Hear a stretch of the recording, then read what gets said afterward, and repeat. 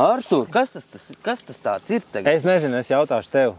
Mēs esam paņēmuši pie dziesmas Artu, lai viņš tur to copu uzliek uz pauzi un pastāsta mums drusku teorijā. Kas te ir, ko vajag, ko nevajag, barības, visādi atraktanti, pavadas, barotavas un tā tālāk. Sākam ar barībām? Sākam ar barībām. Es redzu salmo, es redzu sensas, es redzu bolandu, es zinu, ka ir vēl dažādas, jā. Ko tu vari pateikt par ražotājiem, par cenu atšķirību un pēc tam par veidiem parunāsim? Jā, galvenā cena atšķirība ir sastāvā. Attiecīgi, teiksim, salmo barībās būs lētāks tas sastāvs iekšā, sensas barībās jau būs tas topa sastāvs, jau visādas kukurūzas, graudi, rieksti, kaņepes, sēklas, viss, ko tu vari iedomāties, viss ir iekšā tajā barības pakā. Bet, zivs taču atsaucās, viss tur ir... Protams, teiksim, kur vajadzētu labāku barību, teiksim, spēcīgāku barību izvēlēties tur, kur tev ir lielāka konkurence. Attiecīgi, teiksim, ja tu makšķerē viens pats un tu esi nomaļā vietā, pilnīgi vienalga kaut kur tālu projām, ja tev pietiek ar pašu vienkāršāko barību, jā. Un tev nevajag. Un zivs nāks pie tevis. Zivs nāks pie tevis, jā. Labāku barību, labāku sastāvu jau vajag tad, kad, teiksim, tev ir lielāka konkurence, tev sēž vairāk cilvēki blakus, un tev ir būtiski, lai tā barība bišķīt atšķirās no tā, ko met iekšā, teiksim, tavs kaimiņš, jā. Pa tiem veidiem? Karpa, breksis, upe, jūra. Ražotājs jau ir uzrakstījis, atvieglojis dzīvi tad priekš tevis paša, un uzrakstījis, kam tas vairāk ir paredzēts. Teiksim, karpa, skaidrs, ka ir karpa, jā, bet nevajag orientēties to, ka tā ir tikai karpa, viņu var izmantot kā bāzes barību, jebkurai zivī. Tas nav tā, ka tagad ar karpu mēs ķersim tikai karpu un citas zivs nebūs. Nē, būs arī visas pārējās, jā. Bet, teiksim, fīderis upe, jā, viņš atkal būs smalkāks un līmīgāks, jā. Ko tas nozīmē, ka tev ir vairāk līmvielas visas klāt. Viņš straumē, respektīvi. Jā, viņš attiecīgi lēnāk izskalosies, jā. Teiksim, židējs te pats sensas metode, viņa arī ir, kā lai to pat izstāst, labi, ka es arī samildēju, es atcerēšos, ko es gribēju teikt, tad izstāstīs. Pēc tam, jā. Vēl viena, teiksim, būtiska tāda lieta ir, ko cilvēki reizēm prasa, ar ko atšķirās, kāpēc ir tās krāsas vajadzīgas, kāpēc ir dzeltena, kāpēc ir sarkana. Jā, jo tepat uz iepakojumu ir black rakstīts kaut kas tur. Teiksim, sensas oriģināls, viņiem melnā sērija nāk paredzēta priekš augstiem ūdeņiem. Jā, attiecīgi, kamēr ūdens nav uzsils, vai tas ir ūdens vai pavasaris, tad tā barība strādās labāk, jo viņa nav tik ļoti sātīga, kā, teiksim, parastā dzeltenā barība. Tieši tas pats ir arī ar visiem attraktoriem. Kad mēs liekam klāt atraktors, vairāk, kad ir siltais ūdens. Par šitiem runā? Gan par tiem, gan par sausajiem. Šie ir, jā? Tie, jā. Un barība jau pat par sevi smaržo. Es, kad attais to iepakojumu, gribās tur iebāzt pirksts un kaut ko drusku pagaršot. Bet te ir vēl tik daudz visādi, nezinu, sausie attraktori, vēl kaut kādi likvīdi, tutti, frutti un vispār. Šies ir ar tārpiņiem, šis izstās labs. Jā. Tas vēl vairāk pastiprina to smaržu, aromātu, garšu varbūt.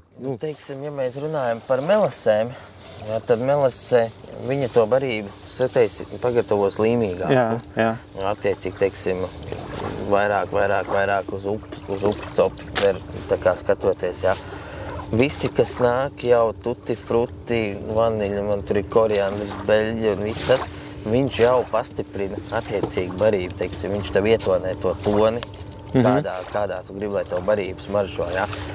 Ar šiem sausajiem attraktoriem, teiksim, tad, kad mēs ķeram sacensībās, jā, tad mēs viņus liekam vairākas paciņas iekšā, bet ikdienas copē, es viņus nelieku vispār, bet reiz pa reizēm ir tā, kad iebarot, teiksim, tur teikaroti to sausu attraktoru, iespiežot iekšā barotavā, viņš atdzīvina točku, viņš iedod tādu pilnīgi jaunu vilni. Tā kā, nezinu, tev būtu no sērijas jaunu dropshot gumiju pamērcāt eļļā un viss viņš vienkārši uzbur jaunu loku apakšā. Labi. Skatos, zemīti tev arī? Zemīti arī, jā, es paņēmu. Es ieraudzīju veikalā rakstīts vienkārši zemi, paprasīju pārdevējiem, viņi teica, nu jā, tā ir gliemežs, tā ir vienkārši zemi. Ko tu vari pateikt par šito? Tad, kad es ķēru vairāk ar pludiņas zemi liku klāt, jo man bija žēl mest tīro barību iekšā, es biju skops. Tagad, kad es ķeru ar fīderi, tu neesi skops, ja? Barība aiziet reizes 5 mazāk, ja? Respektīvi, jā, ar pludiņu mēs vēl pagājušu nedēļu mums aizgāja 9 kg sausā pa visu dienu. Jā, tad šodien ir iemaisīti 3 kg un es zinu, ka viņi pietiks līdz vakaram, jā. Zemi, teiksim, es zinu, ka ir ļoti daudz, kuri liek to zemi klāt, bet es to zemi nelieku klāt, vienalga, vai tas ir pavasars, rudens vai vasara, es viņu neizmantoju. Bet kāda ir tā doma pa lielam, viņi tāpatām turās barotavā, vai viņi tur, es nezinu, uztais kaut kādu mutņu? Viņu vienkārši ar zemi tu arī attiecīgi pagarini copas to procesu, ja, respektīvi tev vajag mazāk barību, vairāk zemi, no sērijas tev sanāk tas process arī lētāk. Tādā ziņā tu neko nesabojā, tu zivi nepārbaro, kas it kā reizēm ir svarīgi. Un es saku, cik cilvēki tik viedoti. Kādam der, kādam der, kādam neder. Kādam ne. Kas šitās par mazām pudelītēm? Šie arī visi ir tāpatās, var viņus jaukt, maisoties uzreiz ar visu barību. Barībā pataisno visu, jā. Vai arī tieši tāpatās mazās devās pievienot, tad, kad iespied barību iekšā, uzpilina virsū pārspilīt. Uz barotavas. Jā, apsties kaut kādas izmaiņas ir, nav, jo, teiksim, ļoti bieži, kas mums notiek, ir, mēs sagrābamies visādas atraktorus, citreiz mēs neko nesaprotam no viņiem, salējam visas pudeles iekšā, visas barībā un viss, un tev barība ir. Vairs nav labojama. Ja? Ragan katls. Jā.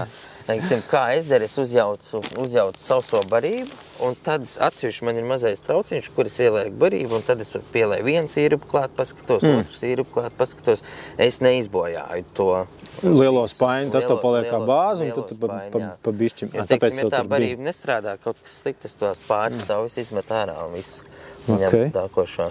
No, tas ir inčīgi fiši. Tas ir tāds padoms, jā, ko, teiksim, ja patīk eksperimentēt un darboties, tad labāk ir to darīt atsevišķi. Labi.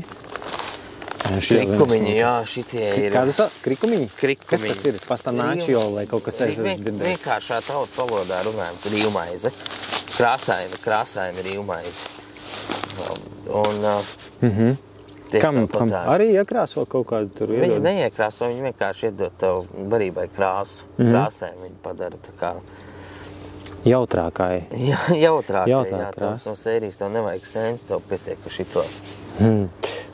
Pa barībām skaidrs atraktors mums arī izrunājam, jā, tev tur kaut kādi interesanti fakti, ko tu piemeti klāt. Jā, šitie ir īstenībā pēdējo 2 sezonu tā kā papildinājums copei. Teiksim, plusiņam ir tāds, ka iekšā ir visi graudi, ir kukurūza, ir kvieši, ir kaņepe, un tas visu to copi, viņš to barības frakciju padara rupjāku, attiecīgi tur, kur ir straume, tur viņš paliek uz grunts, viņš neizskalojas, un viss, kas ir novērots, breksim ļoti, ļoti patīk. Varētu būt, ka tas drusku acījās malko Jā. Jo, teiksim, mazai raudiņai, viņai tā kukurūza pa lielu, viņai attiecīgi nav interesants viņa. Lielais nāk ēst. Lielais atkal nāk priecīgs ēst. Man ir viens rulles aukla. Tur pirmīt minēju par tām auklām. Mono. Pastāst vēlreiz, tad kas tad mums tur ir ar tām auklām? Ir mono, ir pītā, kur, kad, kam plusi, kam mīnusi. Ko iesācējiem darīt ar šo visu? Labāk ir pīto iesācējiem ņemt, jo, teiksim, mono auklu man arī pašam diezgan bieži gadās ilgstošāk makšķerējot ar mono auklu. Tev tā aukla nevis nodils, bet viņa savērpjās. Jā, sagriežās. Viņa sagriežās, jā, un līdz ar to attiecīgi aizķerās metienu brīdī aiz riņķiem, lūst spices, un tad aukla ir sula. Tad ir veikala apmeklējums. Jā, un tad visi slikti, jā. Tāpēc monoauklē, teiksim, plus ir tāds, kad ar viņu, tad, kad ir liela trauma, labi, te mums nav traumas vispār, bet tad, kad ir liela trauma, viņa ir klusa. Tādā ziņā. Plus vēl ir tāds, ka viņi amortizējās. Sēžot uz tiem pašiem brekšiem, jā, ir baigi forši, kad mēs varam bez fīdergamiem visu ķert vilkt to lielo zivi. Attiecīgi, ja viņi ir lielāki un tev gribās pārforsēt, to neizdarīsi. Bet mīnus ir tāds, ka tu neredzi normāli copi. Tev viņu vajag nospriegot ļoti, lai ieraudzītu copi. Tas ir tā par auklām, trijos vārdos. Okay. Tad iesācējam pītā, bet savu plusi savās reizēs arī mono ir vieta. Jā, tas ir. Ja tev ir divas makšķeres, tad to starpību var izjust uzreiz. Jau makšķerē vienai ar pīto, otru ar monofilu, lai tev galva nesāp. Okay. Es baigi cītīgi lasu tavus ekspertu stāstus Salmo Facebook lapā, tāpat arī Janka, kad raksta. Un jūs tur baigi bieži rakstat par to, ka copī pamainīja moments, kad es nomainīju āķi izmēru. Zini, es skatos uz tiem āķiem, es domāju, ka bērnībā copējām, tas bija tāds. Viens āķis, 3 sliekas. Jā, bet kārtīgs āķis, lai lielā zivs var, tad, kad paņem, tad ir viss. Nost nebūs. Un šitie ir tādi niecīgi, un to, ar ko tur atšķirās 8., 10., minimāli, bet... Jā, teiksim, bet arī kas tur ir tāds? Ko cilvēki diezgan bieži, kam viņi nepievērš uzmanību, ir, teiksim, krāsa. To arī es pamanījis. Ir tumšie āķi, ir gaišie āķi.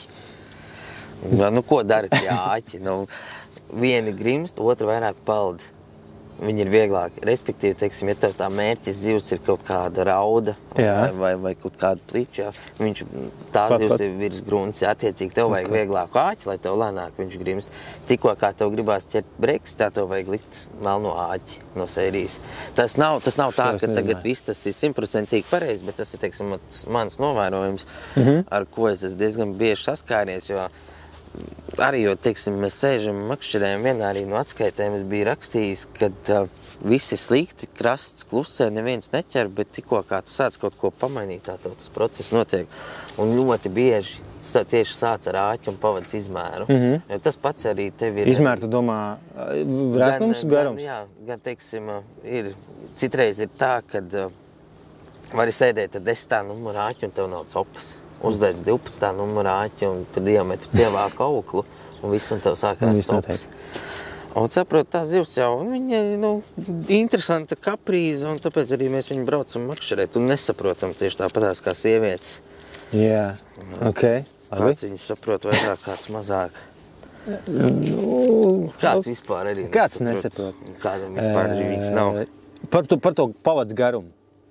Šito gan es esmu pats tur savā amatieru copas reizēs sajūts, ka tu saīsini kaut ko vai pagarini, tad viss notiek. Kur ir tā loģika, kas tur, ko meklēt vispār? Tad, kad sēdi makšķerē un tev kaut kāds metrs gara pavadi, tev ir copes un tā kā nevar to zivi izvilkt, saīsini viņu. Attiecīgi tu vienkārši realizēs lielāku to copu skaitu, bet citreiz ir arī tā, kad mēs, teiksim, braucam arī diezgan daudz uz Igauniju, un vienā no tām vietām ir diezgan liela slodze. Un tā zivs ir tik ļoti tramīga. Slodze presings. Presings, cilvēku presings, ka viņi tur šausmīgi daudz makšķerē, diezgan daudz makšķerē. Un tad tev pavadiņi ir jāliek 1,5 metrs. Tas ir tikai tāpēc, ka viņa baidās no tā visa. Un ir tā jau iegājies, ka uz turiem braucot īsāk pavadiņu pa metru, to arī nemaz nelikt, tad tev nebūs tās copas. Jo cik reizes es esmu ar viņiem tā kā strīdējies, saku, tās ir pilnīgs muļķības, jo ja tas breksis nāk, tad viņš attiecīgi grib ēst. Bet, teiksim, ja mēs iedomājamies, nāk brekšu bars, normāls breksis ir cik, 50-60 centimetri. Tas tāds pusotrnieks, divnieks, un tev pavadiņi ir, teiksim, 0,5 metrs. Viņš atnāk viens, viņš nostājās uz barotavas un uz tavas ēsmas, un pienāk vēl viens. Jo visi viņi neviens jau neko neredz. Bet ja tevi garā pavada, tad viņi attiecīgi vairāk plīvo, tie atkal redz. Man atkal ir tāda loģika, bet arī tas ir, cik cilvēki tiek viedokļi. Bet jā, pavadiņu garumus vajag mainīt. Un tam visam vajag pievērst uzmanību, nav ko slinkot, un vēl jau vairāk, ja veikalā ir pieejams visas gatavās pavadiņas. Bet diametrs ir, kā vadīties pēc tā, teiksim, iesācējiem? Tu skaties pēc mērķa zivs, ja es ķeru raudiņus, tad es ņemu kaut ko plānu, ja es ķeru breks, tad es ņemu kaut ko resnāku. Vai tas īsti, ja? Tieši tā, bet labi, cik resnāk? 0,12, 0,14 ir pilnīgi pietiekami. 0,12, 0,14. Jā. Ok, labi.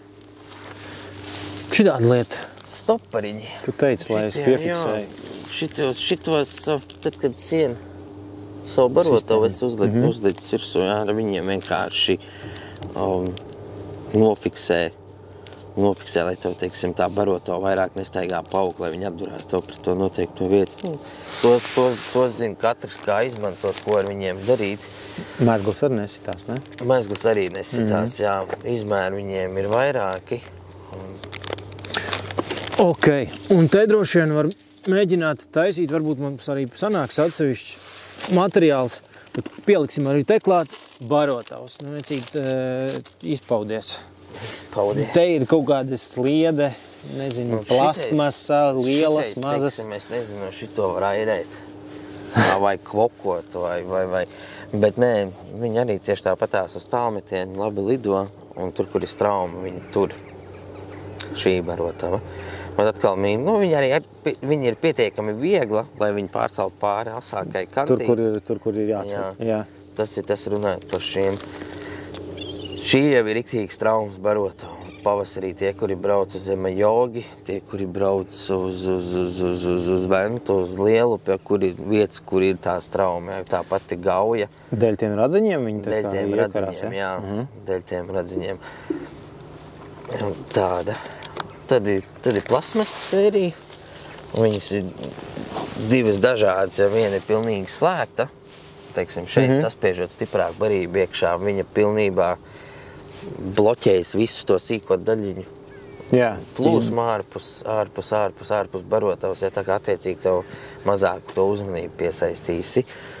Un ir tāda te pati arī ar plasmas. Viņa arī tas svietiņš ir diezgan mazs.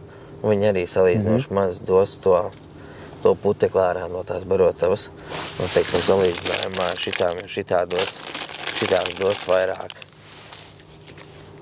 Un tad ir viens no manām mīļākajām barotavām, ar kurām var vienkārši piebarot zivi, ar kurām sāc strādāt, teiksim, pirmās stundas. Jā. Un tieši tā tavs mērķis ir, jo cilvēkiem, teiksim, kas ļoti bieži aizmirstās arī tagad, ko mēs paši redzam, sēžot krastā, viņi pārmet reizi pusstundā, reizi stundā, un tad bļauj, ka nav zivs, bet ja tās zivs grib ēst, viņai ir jādod visu laiku ēst. Un ar šito aktīvi strādājot, pārmetot ik pa 3-4 minūtēm. 3-4 minūtes tā konsekvence?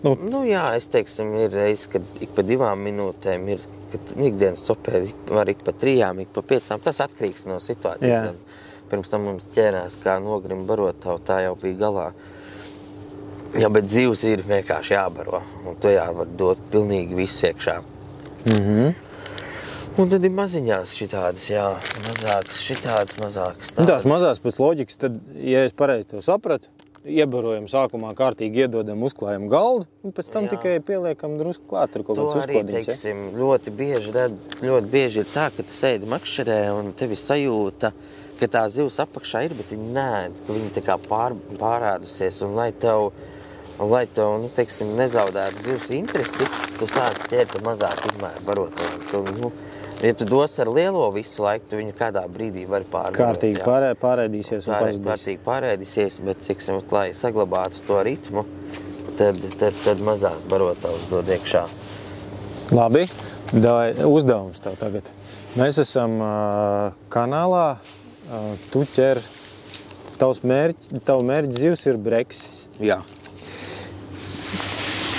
Saliec mums komplektu no šitā visa. Ko tu izmantotu? Kādas barības, kādas tur atraktanti tu liks? Būs vienkārši inčīgi redzēt to, kas tur beigās sanāk.